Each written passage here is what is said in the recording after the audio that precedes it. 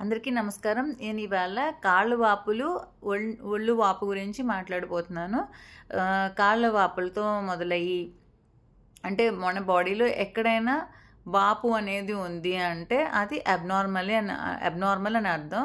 నార్మల్గా అయితే మన బాడీలో ఎక్కడ వాటర్ డిపాజిట్ అవ్వకూడదు, వాటర్ మన బాడీలో స్టోర్ అవ్వకూడదు.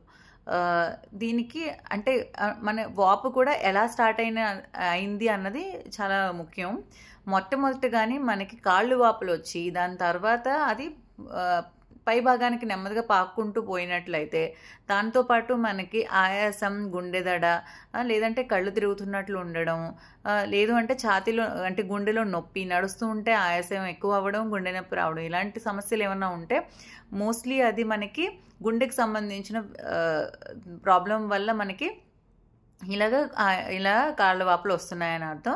గుండెకి సంబంధించిన దానిలో ముఖ్యమైన సిమ్టమ్ ఏంటి అంటే హార్ట్ ఫెయిల్ అయినప్పుడు మనకి ఇలా కాళ్ళ వాపులు అవి వచ్చే సిచ్యువేషన్ ఉంటుంది. సో అది తెలుసుకోవడానికి ఏంటి అంటే మనం స్ట్రైట్గా పడుకున్నప్పుడు ఏమవుతుందంటే అయితే స్ట్రైట్గా పడుకోలేకపోతాము, లేదు అంటే పడుకున్న తర్వాత గంటన్నర లేదా 3 గంటల తర్వాత మనకి గంట నుంచి 3 గంటల లోపల మనకి మెలకు వచ్చేసి మనకి బాగా ఆయాసంగా ఉండి మెలకు వచ్చేసి కాళ్ళు వేలాడి తీసుకొని కిటికీ తీసుకొని శ్వాస కోసం మనం ఇబ్బంది పడతాం. అలాంటిది ఏమైనా ఉన్నట్లయితే అది హార్ట్కి సంబంధించిన ప్రాబ్లం అని తెలుసుకొని మనం హార్ట్కి సంబంధించిన కొన్ని టెస్టులు ఇంకా మిగతా టెస్టులన్నీ చేయించుకోవాలి. అదే మనకి ముందు కళ్ళ చుట్టూ వాపులు వచ్చాయి, కళ్ళ కింద వాపులు వచ్చిన తర్వాత అది మనకి కింద భాగానికి పాకుతూ వెళ్తూ ఉంది అని అంటే మోస్ట్లీ అది కిడ్నీకి సంబంధించిన ప్రాబ్లం ఉన్నట్లు. కిడ్నీలో అయితే ప్రోటీన్ అనేది మన యూరిన్ నుంచి చాలా ఎక్కువ లాస్ అవ్వడం వల్ల మన బాడీలో ప్రోటీన్ శాతం తగ్గిపోవడం వల్ల మనకి ప్రాబ్లం రావచ్చు. దాన్ని నెఫ్రోటిక్ సిండ్రోమ్ అంటారు. లేదు అంటే మన కిడ్నీ పూర్తిగా పాడైనప్పుడు, కిడ్నీ ఫెయిల్యూర్ అయినప్పుడు, అంటే మనకి షుగర్ పేషెంట్స్లో హైపర్ టెన్షన్, కిడ్నీ ఫెయిల్యూర్కి చాలా కారణాలు ఉంటాయి. దేనివల్ల అయినా సరే కిడ్నీ పూర్తిగా పాడైపోయినప్పుడు మనకి ఇలా వాపులు వచ్చే ఆస్కారం ఉంటుంది. దాంతోపాటు మనకి లివర్ ప్రాబ్లం ఉన్న వాళ్ళలో ఫస్ట్ మనకి పొట్ట ఉబ్బరం వచ్చి పొట్ట బాగా ఉబ్బిపోయి దాని తర్వాత కాళ్ళు వాపులు వస్తాయి.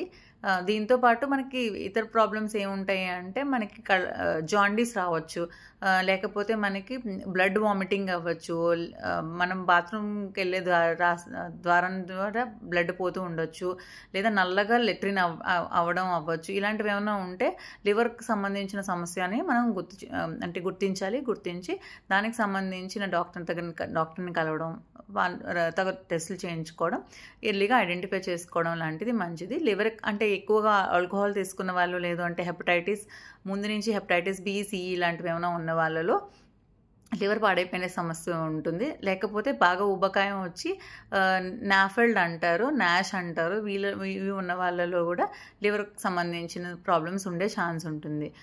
సో ముఖ్యంగా ఇవి కారణాలు. ఇలా కాకుండా ఓన్లీ కాళ్ళ వాపులు ఒకే కాళ్ళు వాచింది అని అంటే ఐదర్ డీవీటీ అంటే కళ్ళలో ఏమైనా బ్లడ్ గడ్డ కట్టేసిన దానివల్ల కూడా మనకి ఒక కాళ్ళు వాచి బాగా నొప్పిగా ఉంటుంది. దాంతోపాటు లేదు అంటే మనకి ఫైలేరియాసిస్, బోధకాలు అంటారు, దానివల్ల కూడా మనకి కాళ్ళు వాచే ఛాన్స్ ఉంటుంది. లేదు అంటే థైరాయిడ్ ఎక్కువ అయినా కూడా, లేదు మిక్సెడిమా అంటారు, లేదా గ్రేవ్స్ డిసీజ్ అని ఉంటుంది.